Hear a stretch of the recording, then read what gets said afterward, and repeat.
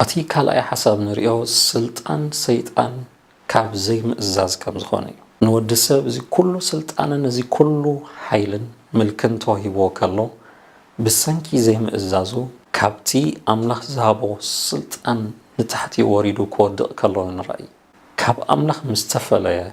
بسنكي زي حاتيات زي كابتي እግዚአብሔር ዘቀመጠው ክብሪ ከም ዝወጎደለ ከም ዝወደቀ ይቃል አምላኽ ስነግረና ሰይጣን ነቲ ናይ ሰብ ዘይምእዛዝ ተጠቂሙ ንሰብ አታሊሉ ካብቲ አምላኽ ዝሐሰቦ ህይወት ወፃኢ ከም ወፅእ ገይሮ እግዚአብሔር ንወዲ ሰብ ክፈጥሮ ከሎ ነቲ ንሱ ዝደልዮ ሐሳብ ኣብ ምድሪ ከተግብር ኢሉ ፈጢሮ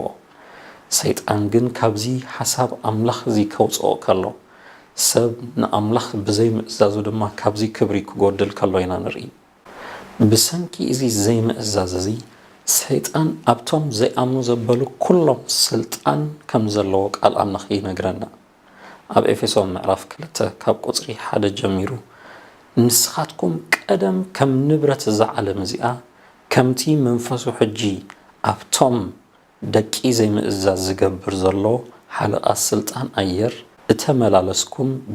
በበደልኩምን በአበሳኹምን ሙታት ዝነበርኩም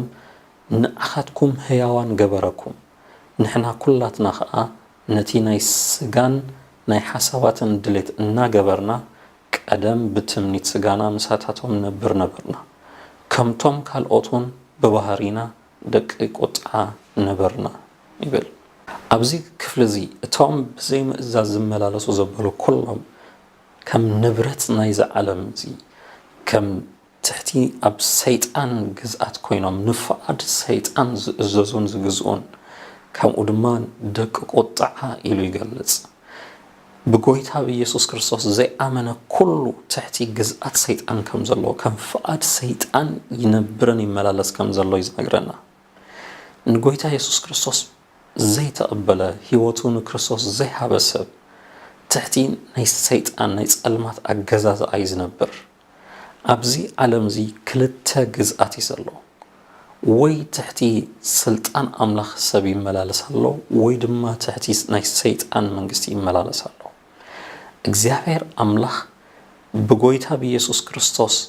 ንዝሰርሖ ናይ መስቀል ስራሕ ዘይኣመነ ዘበለ ኩሉ በቲ ቀዳማይ ኣዳም ዝኣተወ ውድቀት ኣብ ትሕቲ እቲ ውድቀት ስለ ዘሎ ብኡን ኣቢሉ ድማ ሰይጣን ኣብ ልዕሊኡ ይገዝእ ስለዚ ብእምነት ዘየለ ብጎይታ ብኢየሱስ ክርስቶስ ዘየለ ዘበለ ኩሉ ትሕቲ ስልጣን ሰይጣን እዩ ዝነብር ደጊሞን ጎይታ ኣብቲ ዝተፈላለዩ ክፍልታት ናይ ትምህርቱ ገዛኢ እዚ ዓለም እንዳበለ ንሰይጣን ይገልጾ ነይሩ ኣብቶም ዘይኣምኑ ዘበለ ኩሎም ከም ዝገዝእ ብዘይ ምእዛዝ ብሰንኪ ዘይ ምእዛዝ ብሰንኪ ዘይ ምእማን ወዲ ሰብ ትሕቲ ናይ ሰይጣን ግዝኣት ተገዚኡ ይነብር ከም ዘሎ ባርያ ኮይኑ ይነብር ከም ዘሎ ይዝገልጽ እቲ ናይ እስራኤላውያን ካብ ግብጽ ናይ መውፃእ ምልክቱን ትሕቲ ናይ ፈርዖን ስልጣን ይነብሩ ከም ዝነበሩ ልክ ከምኡ ድማ እቲ ዘይኣምን ዘበለ ኩሉ ትሕቲ ናይ ሰይጣን ግዝኣት ተገዚኡ ባርያ ኮይኑ ይዝነብር